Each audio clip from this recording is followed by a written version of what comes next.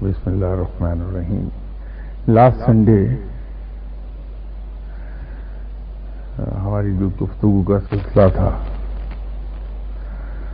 وہ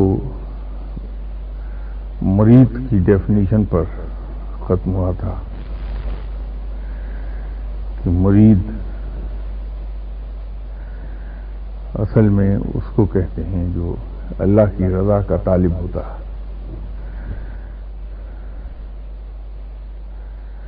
تو اس میں ایک ذکر یہ کیا تھا کہ تین چیزیں ہیں: ایک مرید، مراد اور مقصود.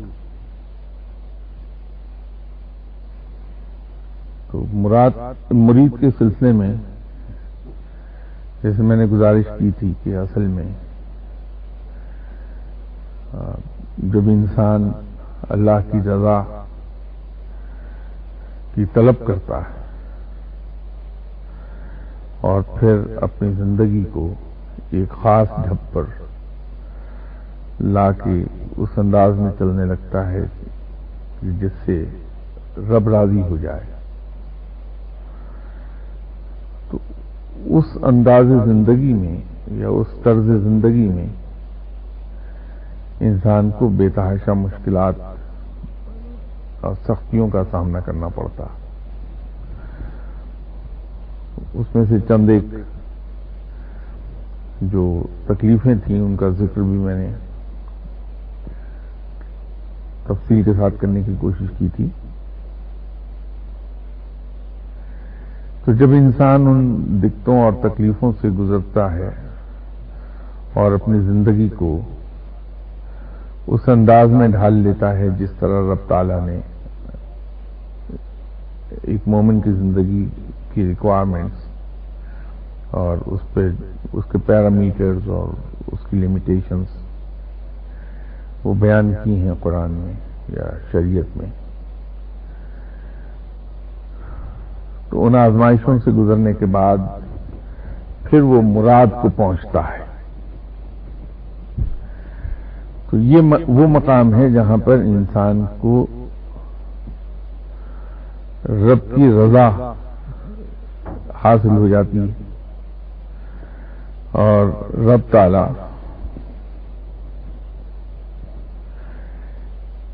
انسان سے ان سختیوں اور تکلیفوں کو دور فرما دیتا ہے اور وہاں سے انسان کی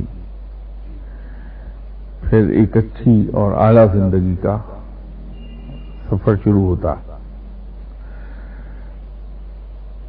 مرید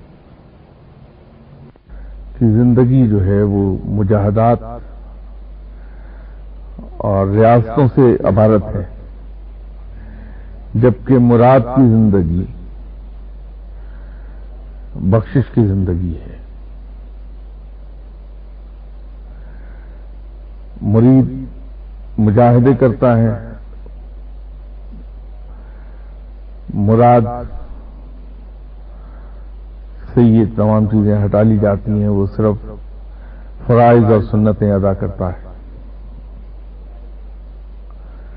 حضرت جنید بغدادی رحمۃ اللہ علیہ صاحب سے کسی نے مرید اور مراد کا فرق پوچھا تھا، تو آپ نے فرمایا کہ مرید جو ہے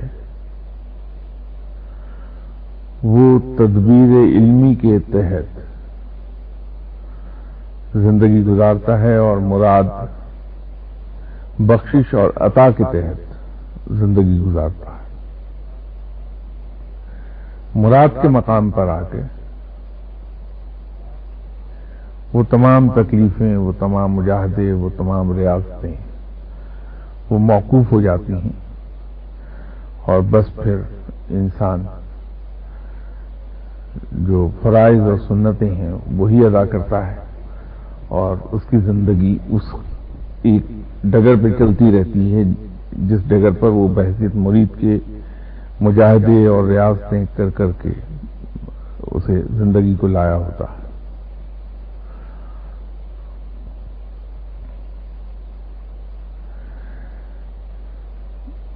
جب انسان مراد کے مقام کو پہنچتا ہے تو پھر رب تعالیٰ اسے عالم جبروت کی سیر کرا دیتا ہے. عالم جبروت میں حاکم جبروت، شاہ جبروت، اس کو جلال رب سے عطا کر دیتے ہیں. وہاں سے اسے عالم جمال میں لے جایا جاتا ہے تو انسان کو جمال کا مشاہدہ کرا دیا جاتا ہے. اس طرح سے مختلف جگہوں پر مختلف چیزوں کے مشاہدے شروع ہو جاتے ہیں اور پھر اللہ تعالیٰ انسان کو اپنے جب بہت قریب کرتا ہے تو اس پر ایک اور عنایت فرما دیتا ہے کہ اپنی قدرت کے مشاہدے کی اجازت دیتا ہے، ایک حد تک، پوری طرح نہیں. اسی طرح اپنے کارخانے قدرت کے اسرار جو ہیں اس پر ایک حد تک واضح کر دیتا ہے، گرچہ اس پابندی کے ساتھ کہ ان اسرار کو کہیں بیان نہیں کیا جائے گا مخلوق کے سامنے، لیکن اس کو انعام ضرور ملتا ہے کہ وہ کارخانہ قدرت کے کچھ حصے کی جتنا کہ رب چاہے وہ سیر ضرور کر لیتا ہے، اس سے واقفیت حاصل کر لیتا ہے. اور جب وہ ان اسرار سے واقف ہوتا ہے اور قدرت کا مشاہدہ کرنے لگتا ہے تو پھر اس کی زبان نصیحتوں پر آتی ہے. خلق خدا کے لیے اس کی زبان سے ہدایت کی باتیں نکلنے لگتی ہیں اور وہ ہدایت کی باتیں دل پر اثر انداز ہوتی ہیں اور یوں خلق خدا ان کے ذریعے سے فائدہ حاصل کرنے لگتی ہے. یہی وہ لوگ ہیں جن کو ہم اولیاء کرام کے نام سے جانتے ہیں، ان کو اولیاء کرام کہتے ہیں. اس مقام پر پہنچ کر اولیاء کرام بظاہر جسمانی طور پر تو مخلوق کے درمیان ہوتے ہیں لیکن باطنی طور پر وہ ہر وقت رب کی طرف رجوع رکھتے ہیں. ان کا دل ہر وقت یاد رب میں مصروف رہتا ہے.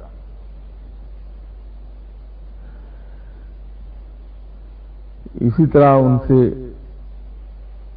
کوئی ایسا فعل سرزد نہیں ہو پاتا جو کسی طور بھی شریعت کے احکامات کے خلاف ہو.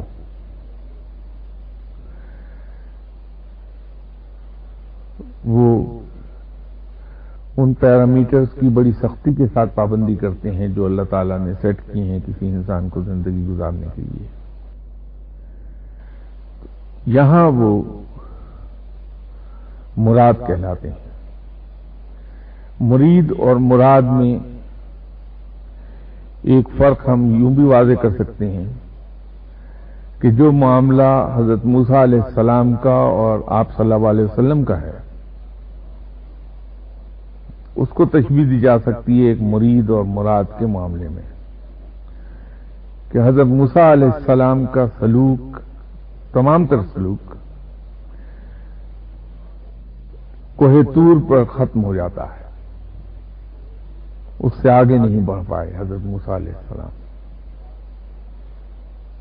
لیکن آپ صلی اللہ علیہ وسلم کی رسائی عرش اور لوح محفوظ تک ہوئی.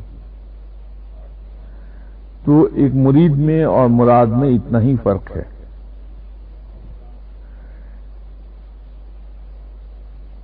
لیکن اس مقام تک، مراد کے مقام تک پہنچنے کے لیے یہ تمام تعریف، اس ڈیفینیشنز اور اس کی تمام اور تشریحات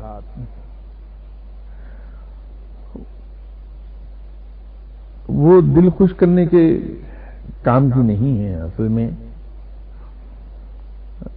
ضرورت اس بات کی ہے کہ ہم اس پر سر دھننے کی بجائے اگر یہ کوشش کر لیں کہ ہم آج سے ایک مرید کا سا رویہ اختیار کر لیں گے. میں عرف عام میں مرید سے مراد نہیں کر رہا کہ آپ کسی کے ہاتھ پہ بیعت کیجیے، کیونکہ میں ذاتی طور پر بیعت سے بڑی دور بھاگتا ہوں. لیکن رویہ مرید کا سا کر لیا جائے کہ ہم اگر اپنا تمام ذہن، اپنی تمام توجہ صرف اللہ پہ مرکوز کر دیں اور مخلوق سے ہم دور ہٹ جائیں، غیر اللہ سے کوئی توقع اور کوئی امید نہ رکھیں، اور امر الہی پر ہم راضی ہو جائیں. جو کچھ ہمیں رب کی طرف سے عطا کر دیا جائے اور جو کچھ رب تعالیٰ کی طرف سے ہم پر نعمت یا رحمت نازل ہو، جس مصیبت کا ہمیں سامنا کرنا پڑے، ہم اس کو بڑی ہنسی خوشی، بغیر کسی گلے اور شکوے کے، بغیر زبان پر اف لائے، ہم اس میں سے آرام سے گزر جائیں. اپنے نفس کی مخالفت شروع کر دیں، تمام خواہشات اور تمنائیں اپنی ہم ترک کر کے رب کے ارادوں اور آرزوؤں میں اور اس کی خواہشات میں داخل ہو جائیں. تو شروع میں تو دقت ضرور ہمیں آئے گی،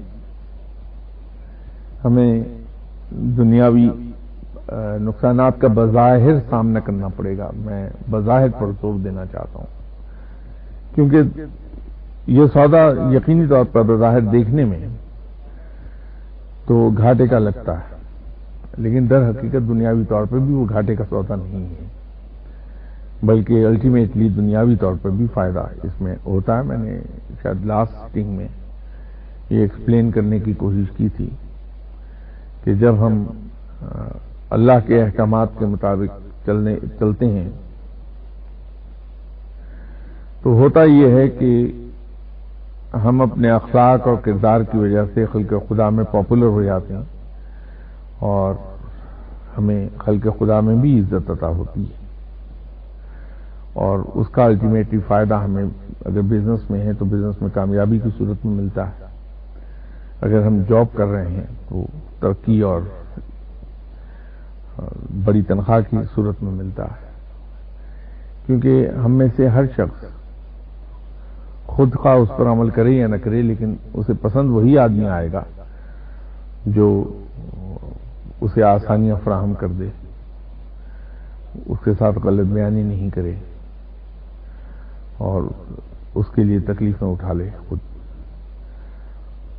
تو وہ ہمیں دنیاوی طور پر بھی فائدہ دے جائے گی بات، لیکن بظاہر یہ گھاٹے کا سودا نظر آئے گا شروع میں. تو اگر ہم اس امید پر کہ اس تکلیف اور دکھ کا انعام بہت بڑا ہے کہ ہمیں اللہ کی رضا حاصل ہو جائے گی، اس پہ عمل کر گئے تو یقینی طور پر ہم مراد کو پہنچیں گے، اور اس مقام پر پھر یہ تمام دقتیں اور تکلیفیں ختم ہو جاتی ہیں، اور رب تعالیٰ اپنے جناب سے غیب سے رزق بھی عطا کرتا ہے، مدد بھی آتی ہے، انسان کی زندگی خاصی پرآسائش اور آسان ہو جاتی ہے. تو ان باتوں کو سن کے یہیں چھوڑ کر نہ چلے جائیے. میری آپ سے درخواست یہ ہے کہ اس پہ کچھ تھوڑا سا عمل کر لیجئے. اگر ہم پوری طرح اس پر چل نہیں سکتے تو اس میں ذرا سا ایک ہم پہلا قدم یہ لے لیں کہ جہاں کہیں ہمارے ارادے کی تکمیل نہیں ہوتی تو ہم اس پر ہائے ہائے کرنے کی بجائے یا لوگوں کے پاس دوڑے جانے کی بجائے یہ سوچ لیں کہ تھوڑا سا انتظار کر لیتے ہیں، ہو سکتا ہے کہ اللہ نے اس میں ہمارے لیے کوئی بہتری رکھی ہو اور ہم اس کو برداشت کر لیں، دیکھیں کل کیا اس کا نتیجہ نکلتا ہے. تو رب تعالی یقینی طور پر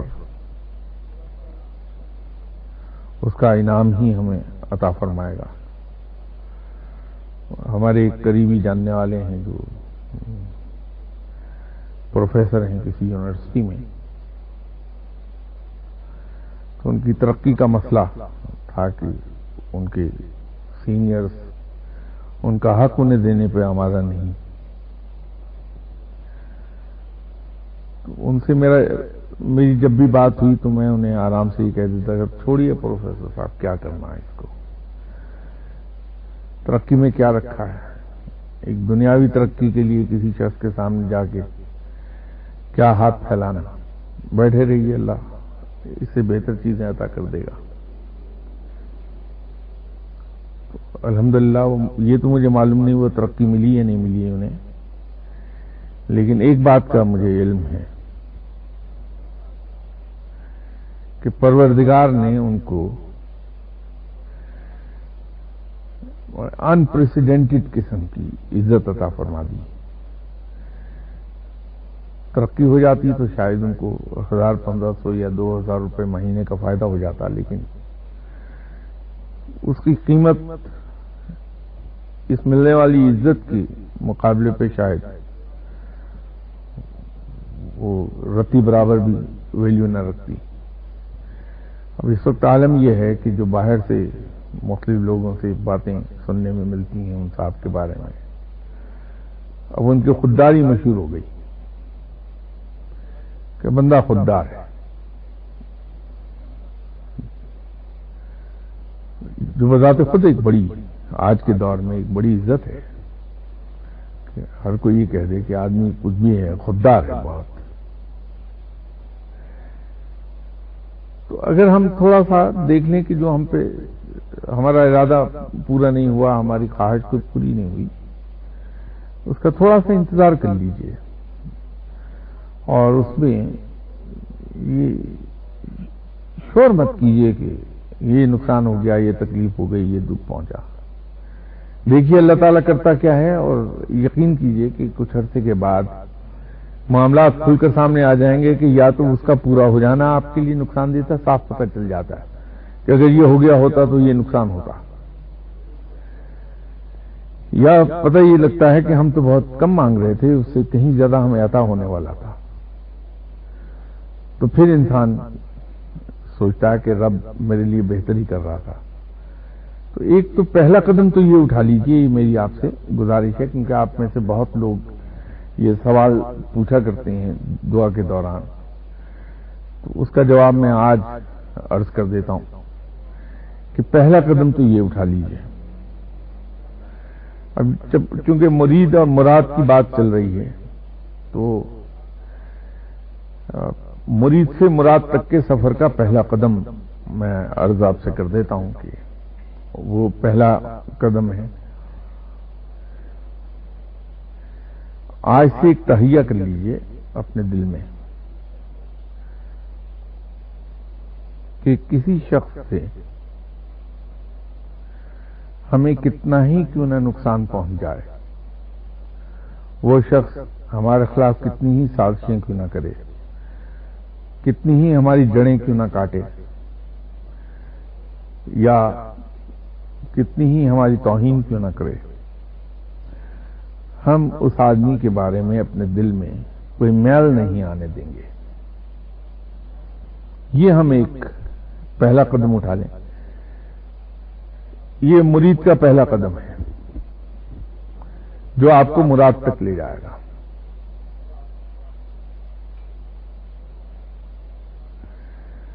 اور اس کے ساتھ ساتھ اگر یہ آپ کر سکیں کہ ہر وہ آدمی جو جتنا آپ کو نقصان دینا چاہتا ہے، آپ کی جڑیں کاٹنا چاہتا ہے، آپ کو بدنام کر رہا ہے، آپ کے خلاف کام کر رہا ہے، آپ اتنے ہی اس شخص کے لیے مہربان ہو جائیے، بغیر اس کو کہے، اس پر ظاہر مت کیجیے کہ آپ اس پہ احسان کر رہے ہیں، لیکن اس کے ساتھ اتنا ہی بہتر اور نیک سلوک کر لیجیے۔ یہ دوسرا قدم ہے۔ اور تیسری چیز جو آپ کو پہلے قدم کے ساتھ ساتھ کرنا ہوگی وہ یہ ہے کہ اللہ کے ساتھ یہ عہد کر لیجئے اور اس سے دعا بھی کر لیجئے کہ ہمیں وہ توفیق عطا فرما دے کہ ہم کسی شخص کا کوئی عیب اپنی زبان پر نہیں لائیں گے. کوئی شخص ہمیں کتنی ہی غیر اہم یا کتنی ہی اہم بات کیوں نہ بتا دے، ہم اس کو اس کی امانت سمجھ کر اپنے ہی اندر گم کر دیں گے، وہ کہیں کوٹ نہیں ہوگی ہماری زبان سے. دیکھیے فقیر کے یہاں آپ کو ایک چیز اور ملے گی، یہ بہت کم لوگ نوٹس کر پائیں گے، اس لیے میں اسے عرض کرنے لگا ہوں کہ فقیروں کے یہاں اس حد تک لوگوں کی رازوں کی حفاظت ہوتی ہے کہ فقیر کبھی بھولے سے بھی باتوں کی روانی میں اتنا سا بھی ذکر نہیں کرتے کہ فلاں شخص فلاں دن میرے پاس آیا تھا.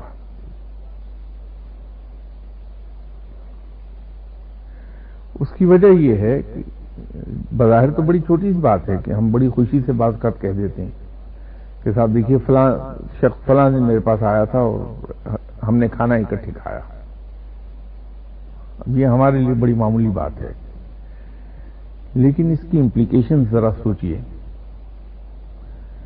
کہ فرض کر لیجئے اگر میرے دوست ہیں کوئی جو لاہور تشریف لائے اور وہ سیدھے مجھ سے ملنے آ گئے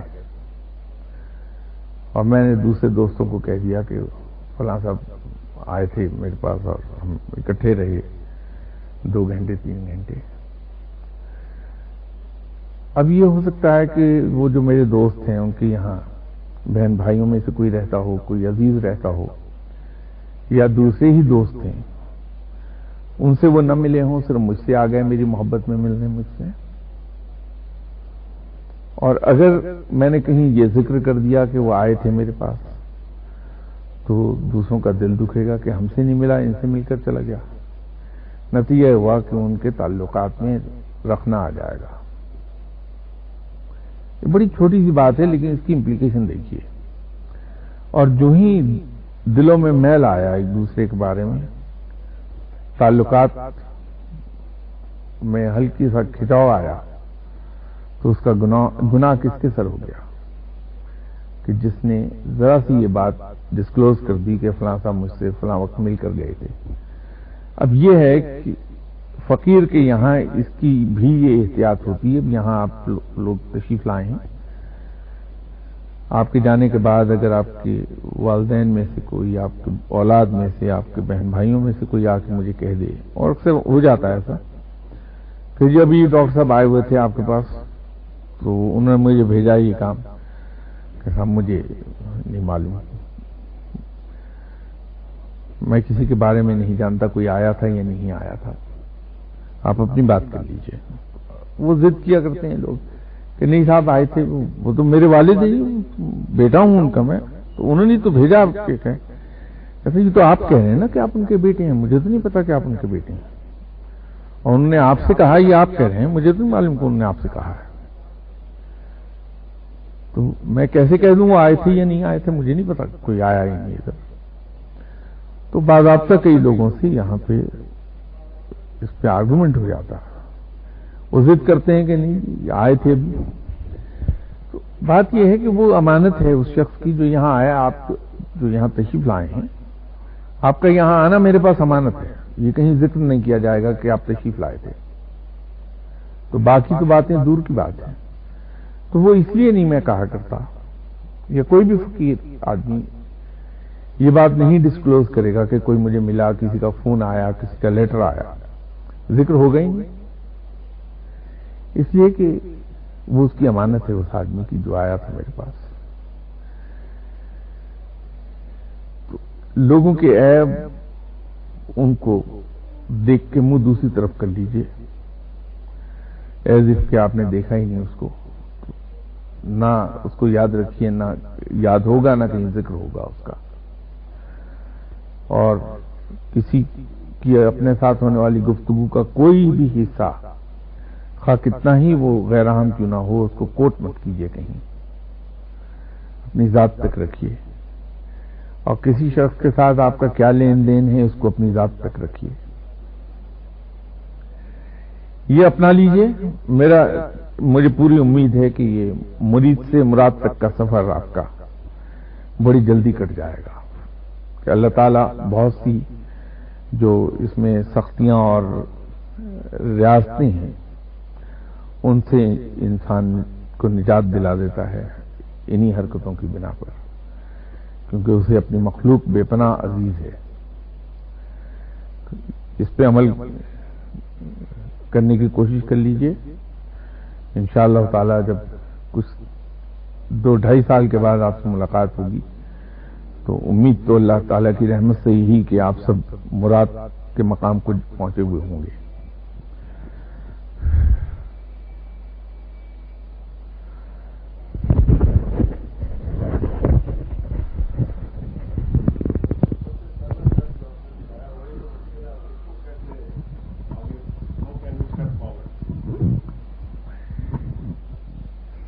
بات یہ ہے جناب کہ دنیا میں کوئی ایسی مشکل نہیں جس پہ انسان قابو نہ پا سکتا ہو،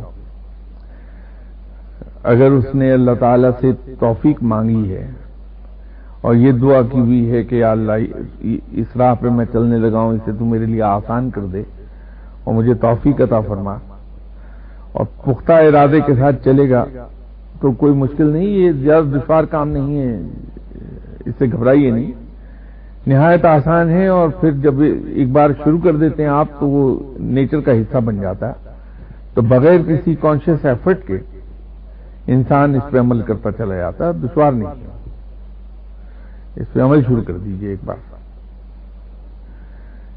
شروع کے شاید 10-15 دن تو دقت آئے، انسان بہت جھنجلاتا ہے، لیکن پھر ٹھیک ہو جاتا ہے۔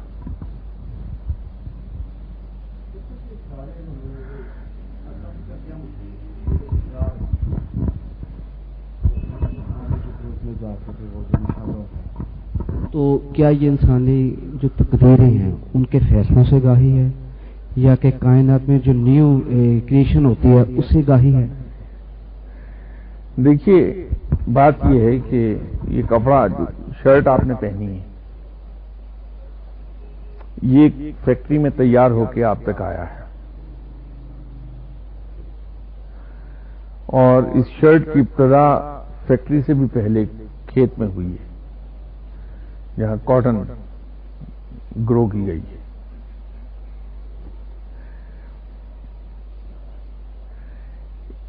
اس قمیض کے آپ تک پہنچنے کی کیا مراحل ہیں، کیسے کیسے وہ مراحل طے ہو رہے ہیں، کس کس عمل سے چیزیں گزر رہی ہیں، یہ اگر آپ کے علم میں نہیں ہے تو وہ اسرار ہیں۔ ٹھیک، اگر آپ کو کوئی آدمی لے جائے ایک ٹیکسٹائل مل کے اندر تو وہاں آپ دیکھتے ہیں کہ کاٹن آئی ہوئی ہے، پھر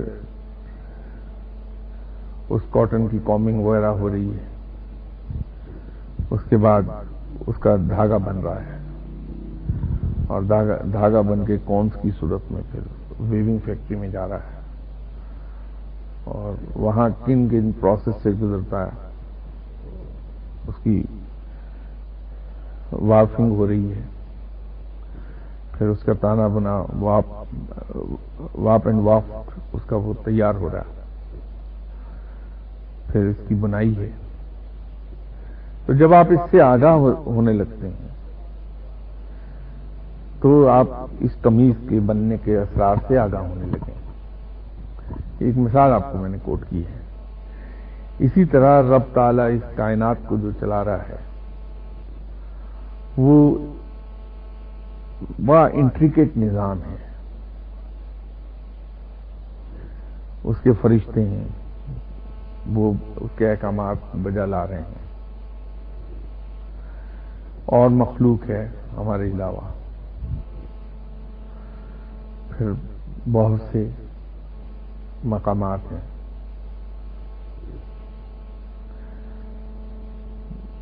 70,000 جہان اور 20,000 عالم ہیں. ان کے اندر کیا ہے؟ ہر وہ چیز جو چھپی ہے وہ اسرار میں آئے گی. تو جو چیزیں ہماری نگاہوں سے چھپی ہوئی ہیں، ہماری عقل سے ماورا ہیں، وہ اسرار میں ہیں. تو رب تعالیٰ جب کسی شخص سے راضی ہوتا ہے، اسے اپنے خواص میں شامل کرتا ہے، اپنے حلقہ دوستی میں جگہ دیتا ہے، تو پھر اس پر کرم نوازی ہوتی ہے. تو اپنے کارخانے قدرت کے اندر جو کچھ ہے یا جو کچھ ہو رہا ہے، اس کا ایک تھوڑا سا حصہ دیکھنے کی اجازت دے دیتا ہے. اور رب کے لیے تو بالکل تھوڑا سا حصہ ہے، لیکن ہمارے لیے پوری دنیا ہوتی ہے. وہ اسی آگاہی سے پھر اسی شخص پر اس پہ زیادہ توکل ہو جاتا ہے. دیکھیے، جب میں ایک دنیاوی مثال سے آپ کو سمجھاتا ہوں، جیسے شرٹ کی آپ کو دی. آپ جانتے ہیں پرائم منسٹر بڑا آدمی ہے، پاورفل آدمی ہے،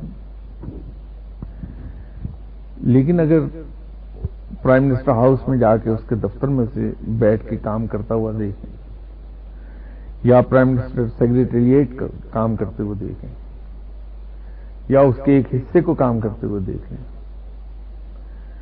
تو آپ کو احساس ہوگا کہ اس کی ذمہ داریوں کی وسعت کیا ہے اور اس کے اختیارات کی وسعت کیا ہے. اور جب کہیں آپ اس کا ایک بڑا حصہ دیکھ لیں گے تو آپ کا ذہن بالکل کلیئر ہو جائے گا. تو اسی طرح رب تعالیٰ کو ہم غائبانہ طور پہ اس پہ ایمان رکھتے ہیں کہ رب موجود ہے، اس کی تمام صفات پر یقین رکھتے ہیں، ایمان رکھتے ہیں. لیکن اگر اس کے کارخانے قدرت کا ایک تھوڑا سا حصہ ہمیں نظر آ جائے گا تو اس کی عظمت کا اندازہ ہونے لگے گا کہ کتنا بڑا ہے رب.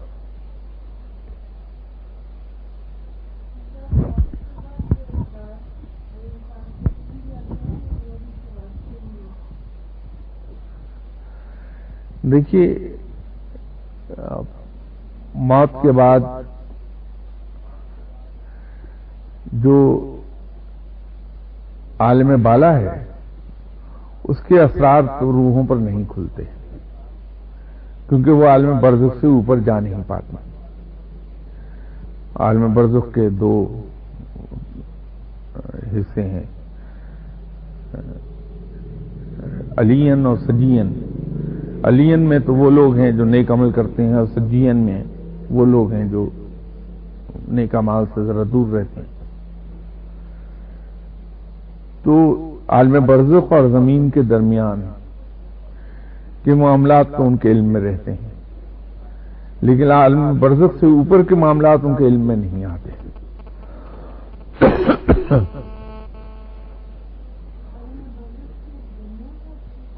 جی، باقاعدہ.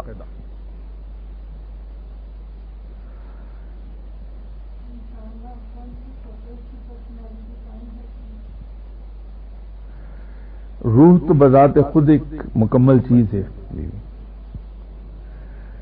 اور اس کو ادراک بالکل اسی طرح ہوتا ہے جس طرح ہمیں اس عالم الاسباب میں ہے. فرق صرف اتنا ہے کہ یہاں ہمارے جسم کو اگر سوئی چبھوئی جائے گی تو ہمیں جسمانی تکلیف کا احساس ہوگا. روحانی کی بات نہیں کر رہا میں، جسمانی تکلیف کہہ رہا ہوں. لیکن روح کو یہ سوئی نہیں چبھو کے ہم تکلیف دے سکتے. تو یہ جو 5 ہمارے حواس ہیں، حواس خمسہ، وہ جسم سے متعلق ہیں. وہ نہیں، لیکن اس کو ادراک ہر چیز کا ہے. سطح کی بات ہے کہ ابھی آپ نے فرمایا کہ جو سے کوئی تکلیف دے تو اس کو آپ کیونکہ اس کو جدوجہد کے خلاف اس کو کرنی چاہیے، اس کو دھیان دینی چاہیے بیٹھ کے. دیکھیے صاحب، بات یہ ہے کہ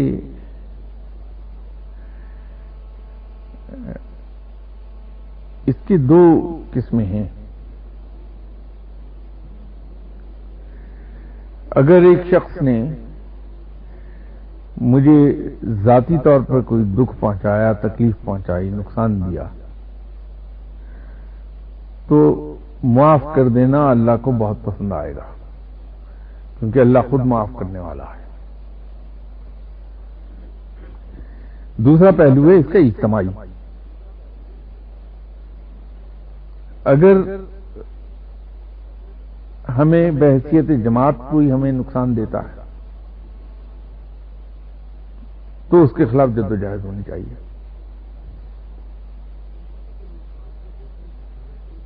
ویکسینیشن کا رہا ہے، ایک اس کی جائیداد پہ قبضہ کیے بیٹھا ہے، ایک اس کو کاروبار کا پیسہ نہیں دے رہا، تو پھر وہی میں عرض کر رہا ہوں. دیکھیے میں یہی گزارش آپ سے کر رہا تھا.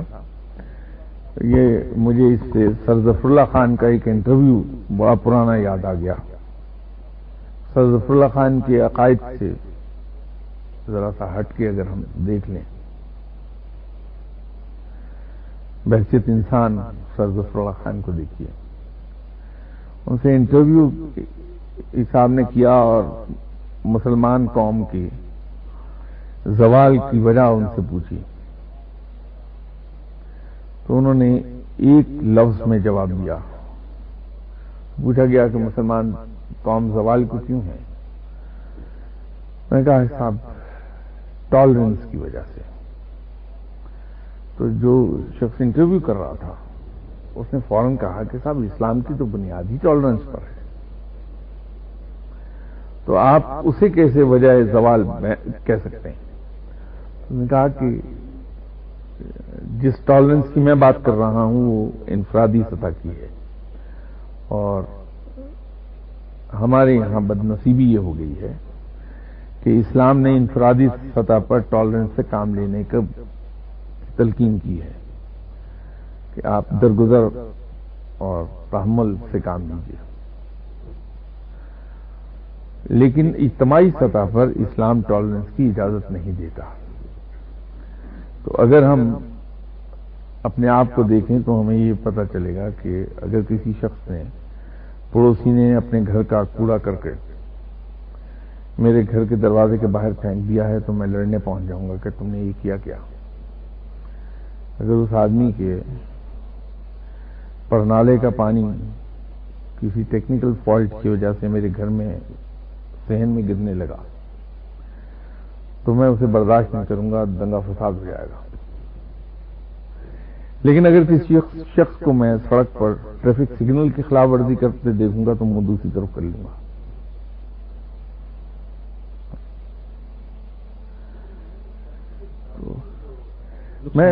میں ذاتی کی بات کر رہا ہوں. اس سے بڑھ کے جو ہیں جائیداد پہ قبضہ کر لینا، نہیں میں وہی عرض کر رہا ہوں، اور میرے پاس وہ طاقت نہیں ہے کہ اس کو میں چھڑوا سکوں، اور آپ میں بھی یہی آپ سے گزارش کر رہا ہوں. دیکھیے اب بات یہ ہے کہ ہم لوگ تھوڑے سے سلیکٹو ہو گئے ہیں اسلام کو سمجھنے کے بارے میں بھی. اگر میں اس کو اس طرح دیکھ لوں کہ اسلام نے مجھے منع کیا ہے کہ اپنے مسلمان بھائی سے میں جھگڑا نہ کروں، دنگا فساد نہ کروں، اس کی زیادتی کو میں درگزر کر جاؤں، تو یہ جائیداد ہے، مادی چیز ہے، آج ہوگی، آج ہے کل نہیں ہوگی. میں اس دنیا سے چلا جاؤں گا، میرے ہاتھ تو ساتھ تو جائے گی نہیں. تو یہ بہتر نہیں ہے کہ میں اللہ کے نام پہ اس شخص کو معاف کر دوں اور اس جھگڑے کو میں یہیں دفن کر دوں، تو اس کا اجر اللہ سے بے پناہ مل جائے گا. ہمیں جو خدشہ رہتا ہے کہ میرے بھائی نے اگر اس مکان پہ قبضہ کر لیا یا والد نے بنایا تو مجھے اس میں سے حصہ نہیں دیا تو ہوگا کیا. ہو سکتا ہے کہ اگر میں اس خیال سے کہ میرا سگا بھائی ہے،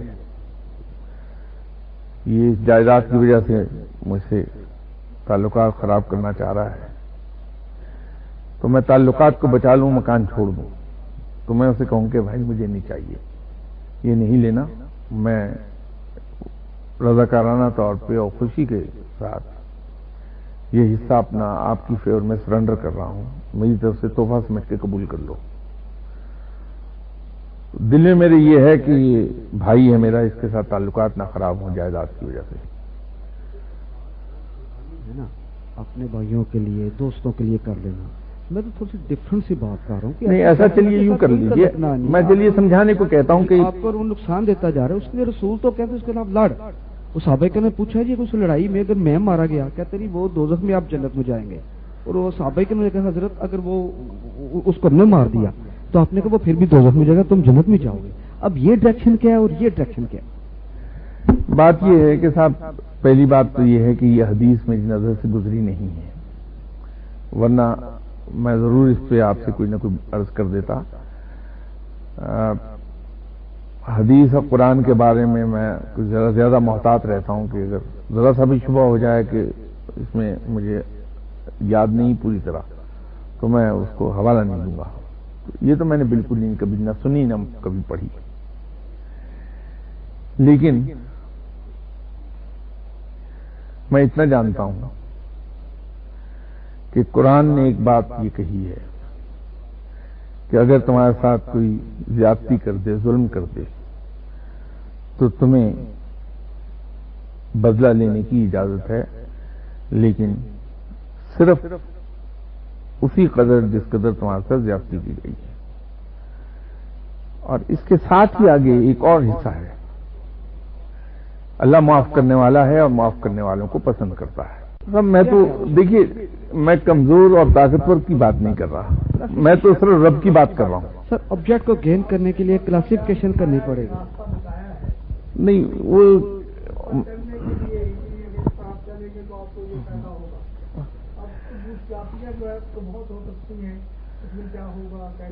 تو اس میں دیکھیے بات یہ ہے کہ میں نے تو صرف قرآن کوٹ کیا. اچھا قرآن کے اندر بدقسمتی سے میں نہیں یہ چیز نکال پایا کہ یہ حصہ اپلیکیبل صرف کمزوروں پہ ہے یا طاقتوروں پر ہے. میں یہ سمجھتا ہوں کہ یہ سب پر ایکولی اپلیکیبل ہے. اللہ نے ہمیں ایک چوائس دی، آپشن دی ہے کہ میں اپنے ساتھ ہونے والے ظلم اور زیادتی کا بدلہ لے لوں، اس احتیاط کے ساتھ کہ اس بدلہ لیتے ہوئے میں زیادتی کی طرف نہ چلا جاؤں. تو مجھ پہ کوئی گرفت نہیں، وہ میرا حق ہے. ٹھیک ہے، یہ ایک چوائس ہے میرے پاس قرآن کے مطابق. دوسری چوائس میرے پاس یہ ہے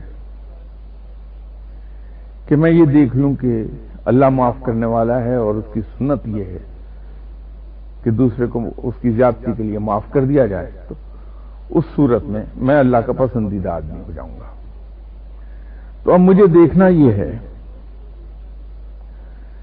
کہ میں بدلہ لے کر انتقام کی آگ ٹھنڈی کر لوں یا میں اللہ کا پسندیدہ بندہ ہو جاؤں. چوائس میری ہے. پہلی صورت میں بھی کوئی گناہ نہیں، مجھ پہ کوئی گرفت نہیں ہے کیونکہ اللہ نے اجازت دے دی. دوسری صورت میں انعام ہے کہ میں اللہ کا پسندیدہ بندہ ہو جاؤں گا. تو چوائس ہر شخص کے پاس، ہر مسلمان کے پاس ہے، جس طرف کو چاہے وہ چلا جائے. اللہ کا مال ہے، ٹھیک ہے، تو وہ لے جائے. لیکن اب انتظار جو ہے کہ وہ اس کا پسندیدہ بندہ ہو جاؤں گا اور ظاہر ہے وہ اس کے بدلے کچھ نہ کچھ ضرور دے گا. ٹھیک ہے جی.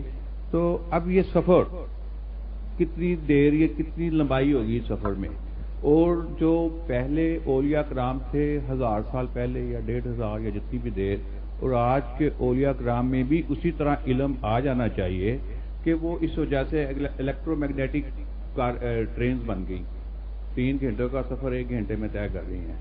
تو اس طرح وہ یا اسے اللہ تعالیٰ وہ علم نہیں دے رہا ابھی اس مرشد کو، فقیر کو اس وقت میں، کہ وہ اس فاصلے کو جو انتظار کا ہے، صبر کا، ہم سب کچھ کر لیتے ہیں، یہ سب جان مال جائیداد اللہ کا ہے، فاصلہ کم کروا دے، وہ اتنا تو کر لے، باقی اتنی طرف دوسری ترقی چل گئی تو یہ وہی جو داتا گنج بخش کہتے تھے وہ 1000 سال پہلے کہتے تھے، یا جو دوسرے، یہ اس میں ذرا کچھ ہونا چاہیے. پھر یہ میرا خیال وقت کی ضرورت یہ ہے تو سلسلہ تبھی ٹھیک ہوگا، صبر تبھی آئے گا.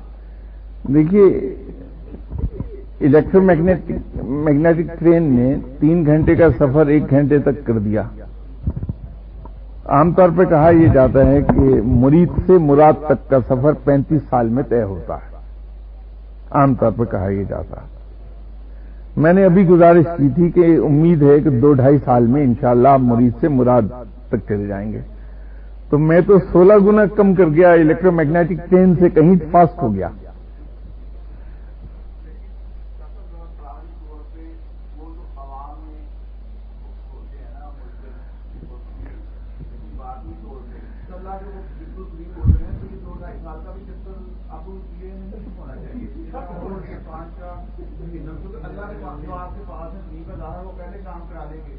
تو باقی طور پہ وہ قریب ہیں تو ہم تو پڑے تو وہ اس میں تھوڑا سا اللہ سے یہ کہنا چاہیے کہ ٹھیک ہے سب کچھ اللہ کا مال، اللہ ہے جو کچھ بھی اللہ ہے، ٹھیک ہے، یہ ذرا جلدی کر. اب دیکھیے آپ نے مجھے الیکٹرو میگنیٹک ٹرین کا حوالہ دیا تھا تو میں نے تو آپ کا کمپیرزن ڈرا کر دیا.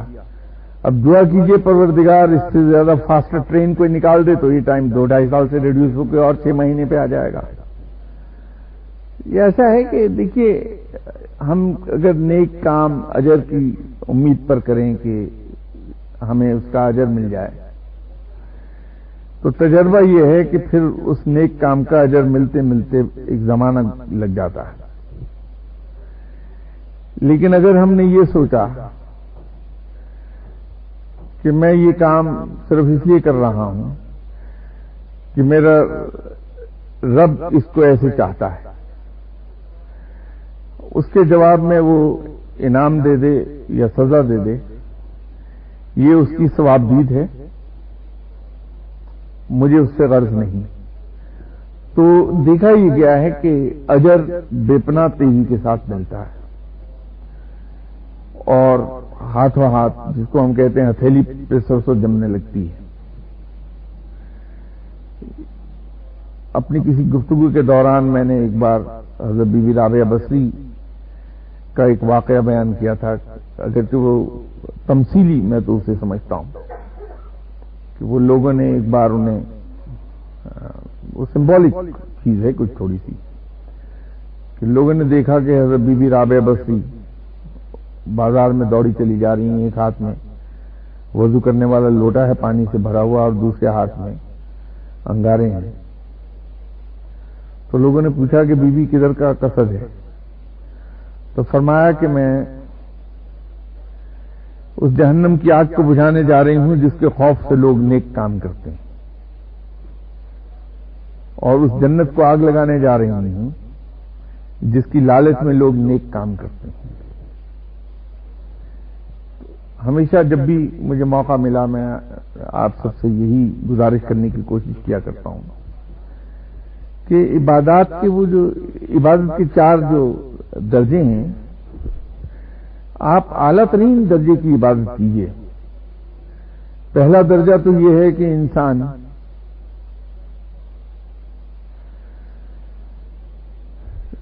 جنت سے بچنے کے لیے رادر کسی کام کے ہونے کی لالچ میں عبادت کرنے لگے.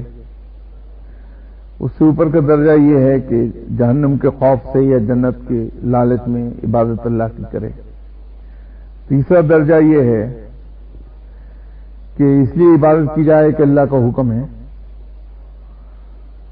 اور سب سے بلند درجہ یہ ہے کہ اس کی عبادت کی جائے کہ وہ لائق عبادت ہے. اس عبادت کے جواب میں وہ جنت عطا فرما دے. اس کی بڑی مہربانی، مالک ہے، رحیم و کریم ہے اور وہ عطا کرنے والا ہے. اس کی عنایت ہے کہ جنت میں جگہ دے دے. لیکن اگر اس عبادت کے جواب میں وہ خدا خاصہ جہنم میں بھی ڈالتا ہے تو بسم اللہ، وہ مالک ہے، آقا ہے، جو فیصلہ چاہے وہ کر دے اور وہ ہنس کے قبول ہے کیونکہ میرے مالک کا فیصلہ ہے. عبادت کا یہ درجہ سب میں اعلیٰ ترین ہے. اسی طرح اگر ہم مخلوق کے ساتھ مہربان ہوتے ہیں، اکثر ایک جملہ میں کہا کرتا ہوں کہ آپ خلق خدا کے ساتھ مہربان ہو جائیے، رب آپ پر مہربان ہو جائے گا. تو اس کا مقصد یہی ہوتا ہے کہ اگر کسی شخص کی کوتاہیوں کو، اس کی خطاؤں کو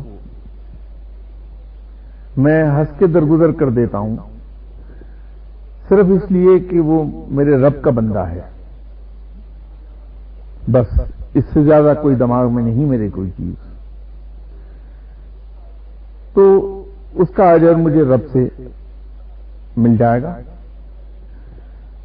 اگر اجر حاصل کرنے کا کوئی مجھے انتظار نہیں ہے کہ کب ملا، تو یقین کیجئے کہ اس کا اجر بڑی جلدی آ جاتا ہے. نیکی کوئی بھی اگر آپ نے کی ہے، اس توقع پر نہ کیجئے کہ اس کا کوئی آپ کو انعام ملے گا.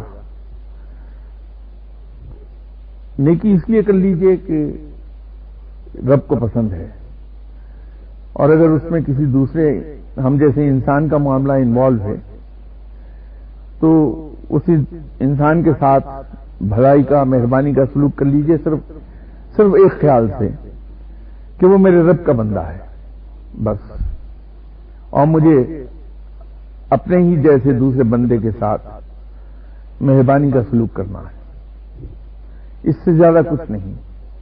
تو اس کا اجر بہت جلد ملے گا، پلک جھپکنے میں ملتا ہے، اور ہزارہ گنا بڑھا کر عطا کر دیتا ہے رب تعالیٰ. لی جائے آپ سے رہنمائی لے لی جائے جناب اسی سے ٹاپک کے اوپر، جی اسی ٹاپک کے اوپر جو آپ کہہ رہے ہیں کہ وہ معاف کر دینے والی. جی اخلاقی چیزوں میں نے پہلے بھی عرض کیا تھا تو معاف کی جا سکتی ہیں. اب میں نے آپ کی جائیداد پر سر قبضہ کر لیا تو پھر آپ مجھے کیسے معاف کریں گے؟ اور اگر یہی بنا لیا جائے اور پھر جو حلف الفضول جو بنا تھا رسول اللہ صلی اللہ علیہ وسلم سے بعد سے 20 سال پہلے، تو انہی لڑکوں نے کہا تھا کہ ایسے مکے میں ہم کوئی زیادتی نہیں ہونے دیں گے، تو پھر وہ ویسے تلواریں لے کے ساتھ چلے جاتے تھے اور حق کو، اس کا حق دلاتے تھے، ظالم کو روکتے تھے. دیکھیے، میں نے تو پہلے بھی آپ سے گزارش کی تھی کہ اللہ تو آپ کو 2 چوائسز دے رہا ہے. یہ چوائس آپ کی ہے کہ جائیداد پہ جس نے قبضہ کیا ہے آپ اپنے حق کے لیے اٹھ کے کھڑے ہو کے لڑیے، ٹھیک ہے، اس سے آپ حق وصول کر لیجیے اپنا. یہ ایک پہلو ہے، اس میں کوئی برائی نہیں ہے. اللہ آپ کو حق دیتا ہے، ضرور کر لیجیے آپ. لیکن اگر آپ نے یہ سوچ لیا کہ میرا مسلمان بھائی ہے، اس سے انجانے میں میرے ساتھ زیادتی ہو گئی ہے، یہ تو اس نے جان بوجھ کر ہے، لیکن آپ اس کو یہ الاؤنس دے دیں کہ انجانے میں غلطی ہو گئی، انسان ہے، تو کوئی بات نہیں، ٹھیک. وہ اگر میری کسی میٹیریل چیز پر قبضہ کر کے خوش ہو سکتا ہے تو خوش ہو جائے گا. میرے لیے یہی سعادت بہت ہے کہ اللہ کے ایک بندہ مجھ سے راضی ہو گیا ہے میری کسی چیز پر قبضہ کر کے، تو اس کا اجر بے پناہ مل جائے گا. دوسری جگہ پہ بھی کرے گا ایسا، اگر آپ نے پہلی دفعہ چھوڑ دیا نا، وہ پھر میں نے تو آپ سے کہا نا، میرے بعد پھر سب آپ کی طرف ہی آئے گا ڈیفینیٹلی. میں تو آپ کے سے طور پہ کھل جائیں گے. میں تو آپ سے گزارش کر رہا ہوں نا کہ چوائس آپ کی ہے. میں آپ کو یہ نہیں کہہ رہا کہ آپ کے پاس چوائس صرف ایک ہی ہے کہ معاف کر دیجیے. میں تو آپ سے کہہ رہا ہوں چوائس آپ کی ہے، جو چاہے کر لیجیے دونوں میں سے.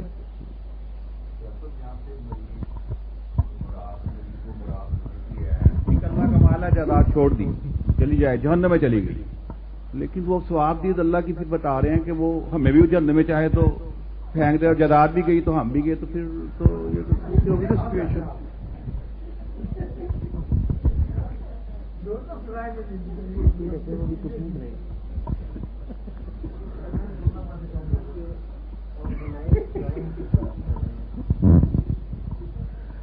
بات یہ ہے کہ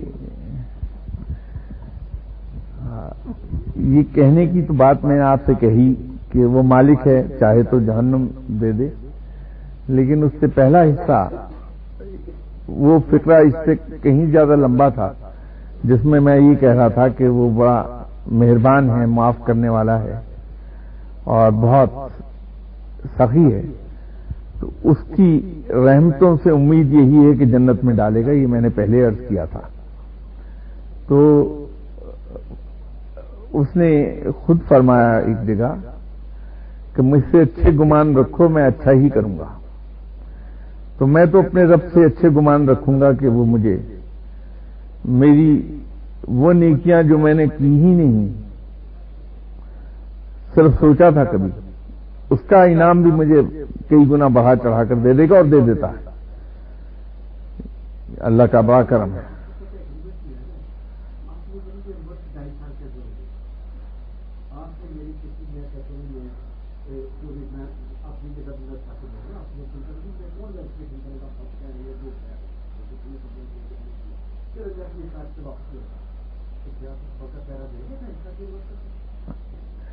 مجھے ایک چیز بتائیے صاحب،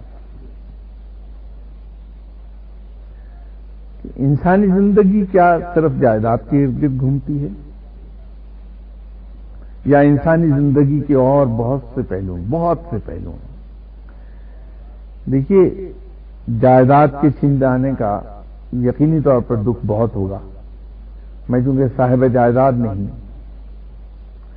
تو مجھے اس کا چسکا بھی نہیں پتا، اس کا ذائقہ بھی نہیں معلوم کہ انسان کے پاس جائیداد ہوتی ہے تو انسان کیا فیل کرتا ہے، اور جب کوئی چھین کے لے جاتا ہے تو کیا فیل کرتا ہے انسان. لیکن مجھے اتنا پتا ہے کہ شاید جائیداد کے چھن جانے سے زیادہ تکلیف تہمت کی ہوتی ہے، اور خاص طور پر جب انسان کے کردار پر کیچڑ اچھال دیا جائے تو وہ دکھ کہیں زیادہ ہوگا.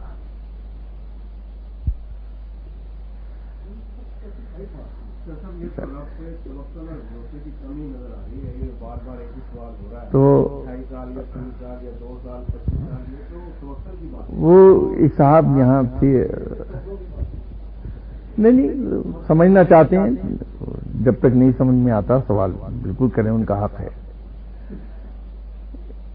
وہ صاحب آج اگر یہاں موجود ہوتے تو زیادہ اس بات کا مزہ آتا.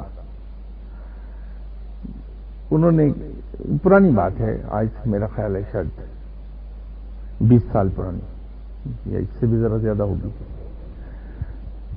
انہوں نے، میرے جاننے والے تھے، ان کی بڑی فیکٹری تھی ایک، ان سے ڈیلرشپ لی تھی جان پہچان کی بیسس پہ. تو سیکورٹی جمع کرائی ہوگی،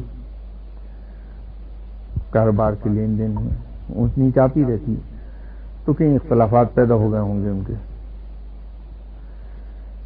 تو وہ سیکورٹی انہیں واپس نہیں مل رہی تھی. کسی طرح سے ہی انہیں یہ پتہ لگ گیا کہ وہ فیکٹری اونر جو ہیں میرے جاننے والے ہیں. تو مجھے کہنے لگے کہ وہ میرا کچھ پیسہ ہے فیکٹری کی طرف، اگر آپ سفارش کر دیں. تو میں نے کہا ٹھیک ہے. تو وہ انفیکٹ انہوں نے سیکورٹی 30 لاکھ کہی تھی، وہ 60 لاکھ تھا پیسہ جو ان کا وہاں تھا. تو میں نے ان سے دوست سے کہا کہ انہیں واپس کر دو 30 لاکھ. اس بیچارے نے معلوم کیسے واپس کر دیا فوراً.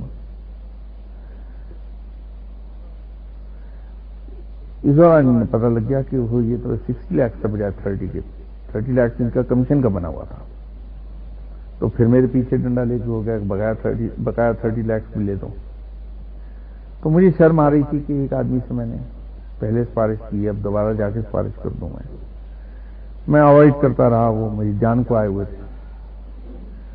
تو میں نے انہیں سمجھایا کہ دے دے گا، کوئی بات نہیں، اب آپ طے کر لیجیے اپنے معاملات کو، واپس کر دے گا، مجھے کیوں گھسیٹتے ہیں اپنے کاروباری معاملات میں. وہ نہیں باز آئے. تو ایک دن وہ صبح سے بیٹھے ہوئے میرا پیچھے ڈنڈا لے کے پڑے ہوئے تھے کہ اٹھ کے جاؤں اور جا کے ان سے میں کہہ دوں کہ ان کے 30 لاکھ یہ بھی واپس کر دیں. تو میں نے ان سے کہا کہ سنیے، اگر یہ 30 لاکھ آپ کو اس وقت مل جائیں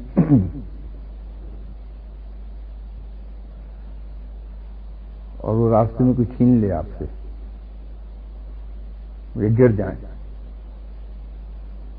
یا کسی اور طریقے سے ضائع ہو جائیں، پھر کیا کریں گے آپ؟ یہاں تو یہ امید ہے کہ آپ کے 30 لاکھ ہیں، آج نہیں تو کل لے لیں گے آپ ان سے، لیکن وہ تو ضائع ہو گئے، پھر کیا کریں گے آپ؟ تو بات کو سمجھے نہیں، کہنے کہ کوئی بات نہیں شاہ صاحب آپ ضائع ہو جانے دیجئے لیکن لے دیں مجھے آپ۔ ایسا ٹھیک ہے چلو۔ پھر میں نے اپنے دوست کو رنگ کر دیا کہ آپ وہ 30 لاکھ اس کی سیکورٹی ہے وہ بھی واپس کر دو۔ اس نے تھوڑا سا آگے سے مجھے ایکسپلین کرنے کی کوشش کیا، ایسے نہیں دے دو یار چھوڑو تم، وہ 30 لاکھ مل گئے انہیں، بات ختم ہو گئی۔ 6 مہینے کے بعد پھر آ گئے وہ صاحب، تو مجھے کہنے لگے کہ شاہ صاحب FIA میں کوئی جان پہچان ہے؟ میں نے کہا اب کیا ہوا؟ میں کچھ مشکل میں پھنس گیا ہوں۔ کیا ہوا؟ صاحب وہ 30 لاکھ جو آئے تھے سیکورٹی، اس سے میں ایک اور بزنس کرنا چاہ رہا تھا گجرات میں، نے شو روم کھولا،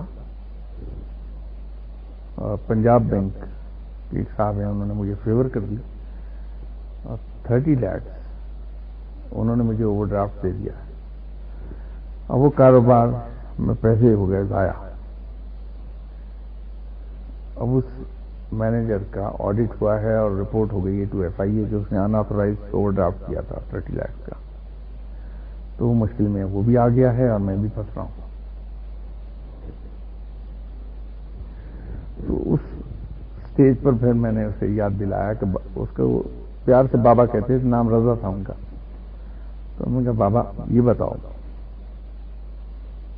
تم سے کیا کہا تھا میں نے کہ یہ ضد مت کرو، اگر یہ پیسے تم سے ضائع ہو گئے تو کیا کرو گے؟ اب صورتحال یہ ہے کہ نہ صرف 30 لاکھ ضائع ہوا ہے تمہارا، بلکہ مزید 30 لاکھ کے نیچے آ گئے ہو اور اب یہ تمہیں دینا پڑے گا۔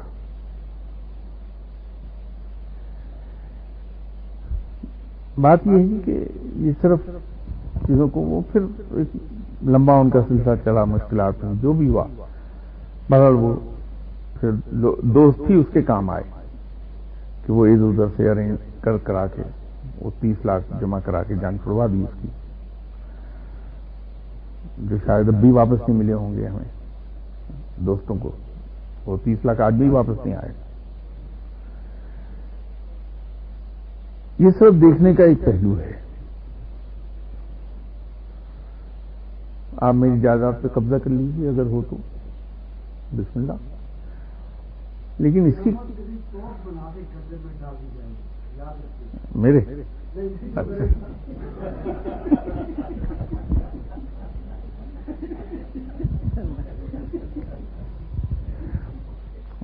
اس میں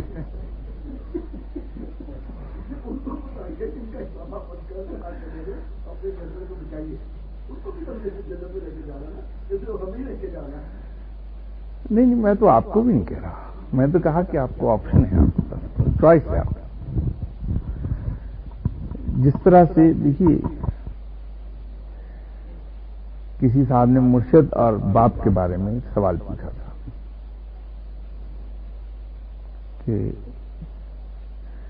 باپ اور مرشد میں سے فرق انہوں نے معلوم کیا، تو اسی ضمن میں ایک بات ان سے میں نے کہی تھی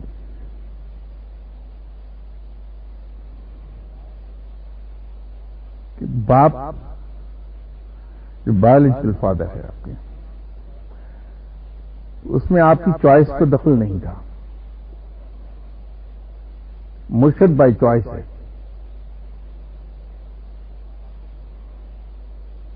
تو آپ کو بھگتنا ہے، اگر مرشد غلط بھی نکل آیا تو اس کو بھگتیے پھر، کیونکہ آپ نے اسے اپنی فری ول پر چنا تھا۔ باپ کے بارے میں آپ مجبور تھے، ہے نا؟ اسی طرح آپشنز ہمارے پاس ہیں۔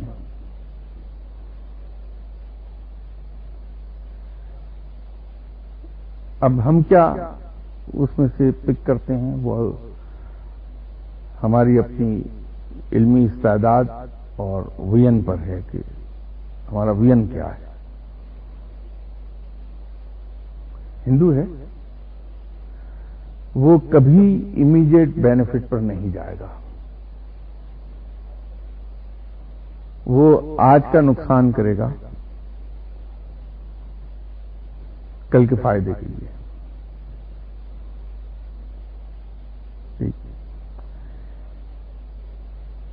مسلمان ہمیشہ امیڈیٹ فائدے پر چلا جائے گا۔ انگریز 100 سال بعد کا فائدہ سوچے گا، وہ ہندو سے بھی 2 ہاتھ آگے۔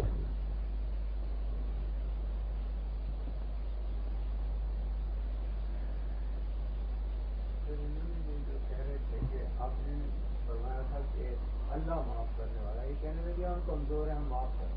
اب اللہ سے تو کوئی طاقتور نہیں، اگر وہ معاف کریں وہ اصل میں انہیں آپ کیوں نہ کریں؟ سیکنڈلی کہ جو کرنے والا ہے، برائی کرنے والا، اگر وہ مسلمان ہے تو کچھ رسی بھر بھی اسلام ہے تو وہ یہ نہ کرے۔ اور دوسری چیز یہ کہ جب یہ اس کو معاف کرتے ہیں، اس کے ساتھ اسی رب سے جو سب سے عظیم ہے دعا کرتے ہیں کہ یا اللہ اس پہ اپنا رحم کر اور توفیق دے کہ یہ ایسا کرنا بند کر دے، میں نے تو معاف کیا۔ دیکھیے بات یہ ہے کہ تنویر صاحب، یہ دعا کرنے کے لیے بھی انسان کا بہت بڑا ہونا ضروری ہے۔ اگر میں آپ کے لیے دعا کرتا ہوں کہ یا اللہ ڈاکٹر تنویر کو توفیق بخش دے کہ یہ آئندہ نہ کرے، اس کے لیے ایک گارنٹی میرے پاس ہونا بڑا ضروری ہے، جو عام طور پر ہوتی نہیں، کم از کم میرے پاس تو نہیں۔ جب تک کہ میں آپ سے بہتر نہیں ہوں، میں آپ کے لیے بہتری کی توفیق کی دعا کر نہیں سکتا کہ یہ آئندہ نہ کریں، کیونکہ اس کے اندر میری ججمنٹ انوالو ہے۔ میں رائے دے سکتا ہوں چیزوں پر، میں ججمنٹ نہیں پاس کر سکتا۔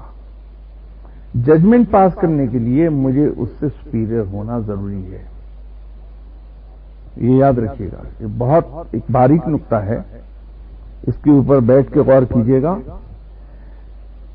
کہ میں آپ کے بارے میں جج نہیں ہوں کہ آپ نیک ہیں یا برے ہیں، آپ نے غلط کیا یا صحیح کیا۔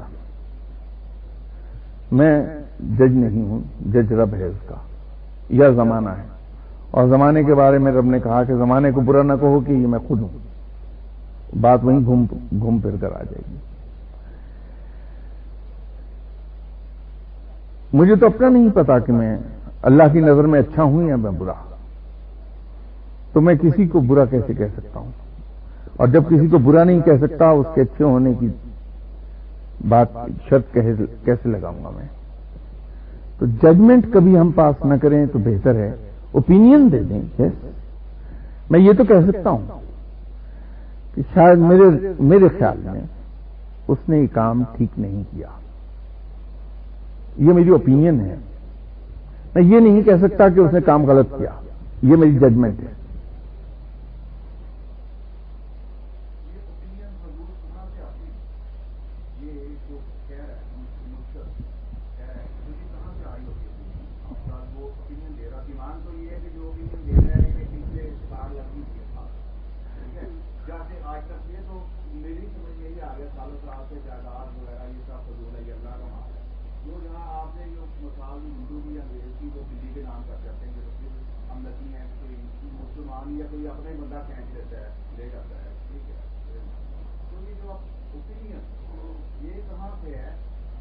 یہ اصل میں تھوڑی سی بات مرشد اور مرید کے تعلق سے ہٹ کر میں نے کہی تھی۔ وہ ایک، کیونکہ ڈاکٹر صاحب نے یہ کہا کہ یہ دعا کر دی جائے کہ یہ ججمنٹ ہے، اور میں ایک ڈسیشن نہیں دے سکتا کسی کی کسی کام پر، اپنی رائے تو دے سکتا ہوں۔ ایک بہت باریک سی چیز ہے، اس کو کبھی بیٹھ کے غور کریں گے آپ گھنٹہ 2 گھنٹے اس معاملے پر، تو وہ جیسے اس میں آکسفورڈ میں انگلش کے ٹیچر نے شیکسپیئر پڑھایا تھا، جب وہ پڑھا چکا شیکسپیئر کو شیکسپیئر کے وقت وہ پڑھا رہا تھا اسٹوڈینٹس کو. تو جب وہ پڑھا چکا تو اس نے اسٹوڈنٹ سے پوچھا کہ آپ شیکسپیئر کے ورکس کو سمجھ گئے؟ تو سب نے کہا ہاں ایکسپٹ فور ون.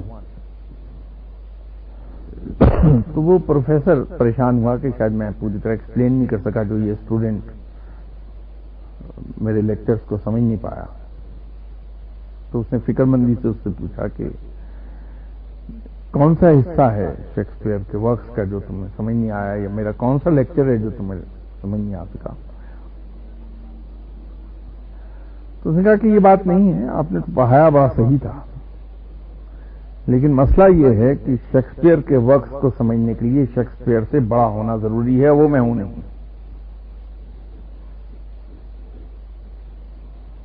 اب سمجھے آپ؟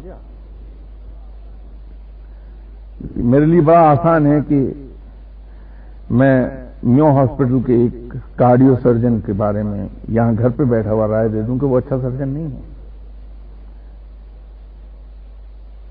لیکن یہ ایک رائے دینے کے لیے ضروری یہ ہے کہ میں اس سے بہتر سرجن ہوں تاکہ میں فیصلہ کر سکوں کہ وہ کیوں اچھا سرجن نہیں ہے، اس نے کہاں کہاں غلطیاں کی ہیں فلاں سرجری کے اندر. تو اس سے بہتر سرجن ہونا بڑا ضروری ہے میرا. تو اسی طرح اپنے کسی ساتھی کے بارے میں یہ رائے قائم کرنے کے لیے کہ وہ اچھا ہے یا برا، مجھے اس سے بڑا ہونا ضروری ہے.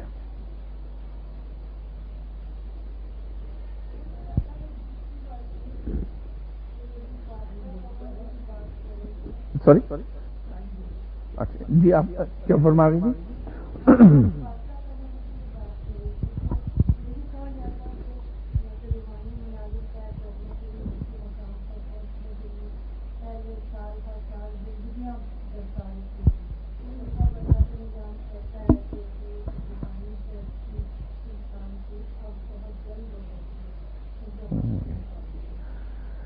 نہیں ایسا نہیں ہے،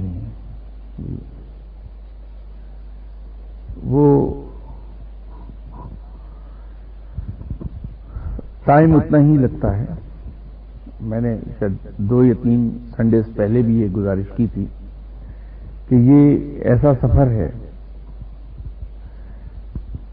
جس کی منزل کو کبھی کوئی پہنچ نہیں پایا ماں سوائے آپ صلی اللہ علیہ وسلم کے. باقی سبھی اس راہ کے مسافر ہیں، کوئی منزل سے 10 میل دور ہے، کوئی 15 میل دور ہے، کوئی 2 میل دور ہے، کوئی 100 میل دور ہے، ہیں سبھی مسافر.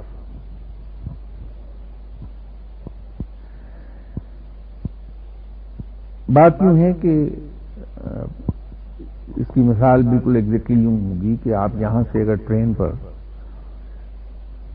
راولپنڈی جانا چاہیں تو جب آپ ٹرین پہ بیٹھتی ہیں تو راستے میں آپ کو مختلف شہروں سے گزرنا ہوتا ہے، مختلف سینریز ہیں، کہیں درخت آ جائیں گے، اس میں کلٹیویٹڈ فیلڈز ہوں گے، کہیں جنگل آ جائے گا، کہیں پہاڑ ہیں، کہیں ویرانہ ہے، پھر کچھ شہر ہیں، گجرانوالا آ گیا، وہاں کھانے پینے کی اچھی چیزیں ملتی ہیں. اس سے آگے وزیر آباد آ گیا، وہاں اسٹینلیس اسٹیل کی پروڈکٹس بڑی اچھی ہیں. تو اگر کہیں ایسا ہے کہ آپ محتاط نہیں ہیں اپنے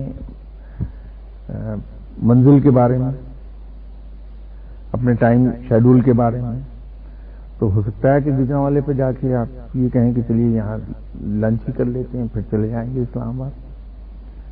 ٹھیک ہے، اس سے آگے آپ کو پھر دل چاہا کہ چلیے یہاں اسٹینلیس اسٹیل کی پروڈکٹس خرید لیتے ہیں. جہلم پر پہنچ کر آپ کو جو دریا کے کنارے مسجد ہے وہی بہت بھا جائے تو وہیں بیٹھ جائیں آپ. تو آپ کی منزل آپ سے دور ہوتی چلی جائے گی. اسی طرح اس راہ میں ہوتا یہ ہے کہ انسان جب اس میں سفر کرتا ہے بہت ارلیسٹ اسٹیج پر، بہت ہی ارلی اسٹیج ہے وہ، اس پہ واسطہ پڑنے لگتا ہے، انسان کی روح کی لطافت اس مقام پر آ جاتی ہے کہ کچھ مخلوق جو ہمیں بظاہر نظر نہیں آتی وہ دکھائی دینے لگتی ہے، ان سے گفتگو شروع ہو جاتی ہے بعد میں۔ تو اگر انسان خود محتاط نہیں، یا اس کا گائیڈ یا سپروائزر یا ڈائریکٹر جو بھی آپ کہنا چاہیں، وہ اگر زیادہ پروفیشنٹ نہیں ہے تو وہ آدمی وہیں پر ٹک جاتا ہے، اسی کو انتہا سمجھ لیتا ہے، پھر وہیں بیٹھا رہ جاتا ہے، اسی میں وہ سمجھتا ہے کہ میں ولایت کی انتہا کو پہنچ گیا، جبکہ ایسا ہوتا نہیں۔ اس سے اگلے مقام آتے ہیں، پھر کشف و کرامات آتا ہے تو لوگ اسی کے اندر کھو جاتے ہیں اور کہیں پہنچ نہیں پاتے، اسی کو وہ انتہا سمجھ کے لوگوں سے کہنے لگتے ہیں کہ صاحب میں تو غوث ہو گیا، میں قطب ہو گیا، میں ابدال ہو گیا، تو وہ اسی مقام پر کھو جاتے ہیں۔ کچھ اس سے اگلے مقام پر کرامات سرزد ہوئی تو اسی میں کھو گئے۔ تو لوگ آج کل جو ہے ایک معیار اپنا گھڑا ہے لوگوں نے، وہ ہے کہ صاحب اگر کوئی صاحب کشف و کرامات ہے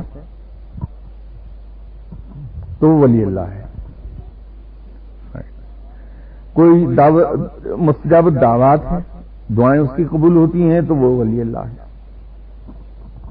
صاحب وہ ولی اللہ کیسے ہے؟ یہ تو کتے اور بلیوں کو بھی کشف ہوتا ہے، وہ آپ کو آنے والی جو مصیبتیں ہیں اپنے حرکات سے، اپنے رد عمل سے آپ کو ظاہر کر دیتے ہیں، پرندوں کو ہوتا ہے۔ وہ جو قصہ میں نے ایک سنایا تھا اس کا مزار کا، وہ آپ مندر میں کھڑی ہو کے رب سے دعا مانگ لیجئے، رب سن لیتا ہے، گرجے میں کھڑی ہو کے دعا مانگیے، گرجے میں سن لے گا رب۔ تو یہ کون سی بڑی بات ہے؟ یہ کیا پنڈت کی نہیں دعا سنتا اللہ؟ کسی سادھو کی نہیں سنتا، پادریوں کی نہیں سنتا، سب کی سن رہا ہے وہ۔ تو پھر اس حساب سے تو یہ سبھی ولی اللہ ہونے چاہیے۔ تو وہ ہم نے اپنا ایک معیار گھڑ دیا، اسی لیے لگتا ہے کہ فوراً بندہ ولایت کے مقام پہ پہنچ گیا۔ یہ میں نے جو ابھی 2-2.5 سال کہا تو میں نے بھی کشف و کرامات ہی کا نام لیا تھا، اور یہاں خود 2-3 آدمی موجود ہیں اس وقت جو واقعتاً 2.5 سال میں کشف و کرامات کے مقام پر پہنچے۔ وہ اور بات ہے کہ وہ اسے سنبھال نہیں پائے، ضائع کر دیا انہوں نے، لیکن پہنچ گئے وہاں پر۔ تو مقصود قطعی طور پر یہ نہیں ہے، مقصود یہ ہے کہ رب کی دوستی مل جائے، وہ آپ کو اپنے مقربین میں شامل کر لے، یہ مقصود ہے۔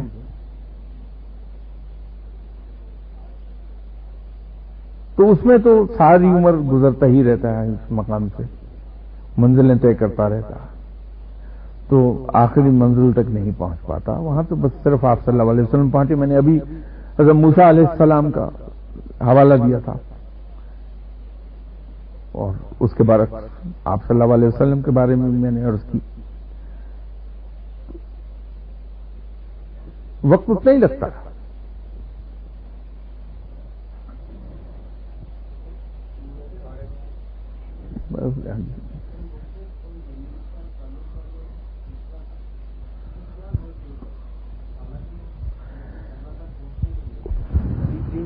صلی اللہ علیہ وسلم سے بڑھ کر کوئی ذات نہیں۔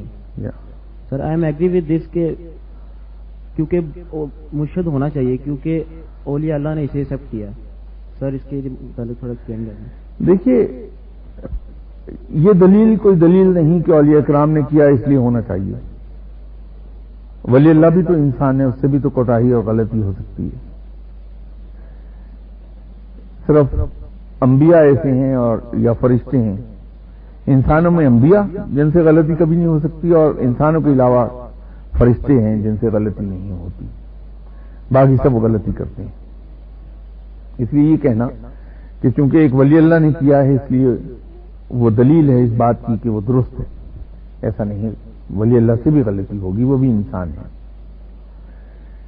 لیکن اس کی دوسری دلیل یہ ہے کہ جس طرح سے ایک بچے کے لیے ممکن ہے کہ وہ میٹرک کا امتحان دے دے، بازار سے کتابیں خرید لائے، پڑھے، ایگزام دے دے، اس کو میٹرک کی سند مل جائے گی، پاس ہو جائے گا. اس کے ساتھ ساتھ یہ ہے کہ ایک اور کوئی بچہ گھر پر ٹیوٹر، بہترین ٹیوٹر رکھ کے اس سے پڑھ لے اور پڑھ کے ایگزام دے دے، وہ میٹرک کر لے گا، سند اس کو بھی وہی ملے گی. پھر ایک اسٹوڈنٹ جو ہے وہ پورے 10 سال اسکول جاتا رہے اور اس کے بعد وہ میٹرک کا ایگزام دے، پاس ہو جائے گا، اس کو بھی سند وہی ملے گی. لیکن اگر آپ تینوں آدمیوں کی پرسنالٹیز کو دیکھیں گے، تینوں بچوں کی، تو اس میں زمین آسمان کا فرق نظر آئے گا آپ کو. کیونکہ جو اسکول جانے والا بچہ ہے وہ ڈسپلن بھی ہوگا، اس کے اندر ٹیم اسپرٹ بھی ہوگی، اس کے اندر ٹالرنس بھی ہوگی، اس کے اندر اسپورٹس مین اسپرٹ بھی ہوگی. جبکہ دوسرے دونوں بچوں کے اندر یہ چیزیں نہیں ہوں گی. گروپ ٹاسک کر پائے گا اسکول کا بچہ، یہ نہیں کر پائیں گے. تو میٹرک تو تینوں ہی ہو گئے. یہی رول جو اسکول کسی بچے کی زندگی میں پلے کرتا ہے، یہی رول مرشد یا سپروائزر یا ڈائریکٹر یا گائیڈ، جو بھی آپ کہنا چاہیں، وہ رول ادا کرتا ہے کہ انسان کو ڈسپلن کرتا ہے، اس کو ادب آداب سکھاتا ہے، اس کو پروٹوکول سکھاتا ہے، ان تمام چیزوں سے وہ واقف کر دیتا ہے، جو کہ بغیر استاد کے، بغیر مرشد کے سیکھنے والا شخص کبھی نہیں سیکھ پائے گا.